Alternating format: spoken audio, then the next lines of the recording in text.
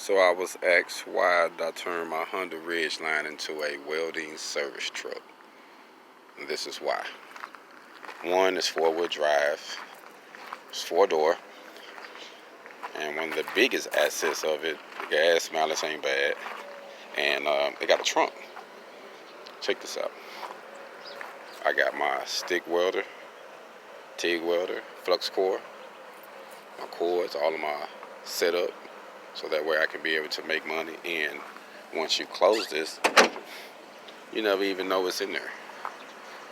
So, that's why I say this is my electrical setup, because I don't have to really worry about people stealing it, because the mechanisms on here is pretty neat, the way it locks up. And then you can pull up and still, look like a normal vehicle. And when you pop your trunk, you ready to go to work. So that's why I like it, because I can pop trunk on the Ridgeline and go get some money.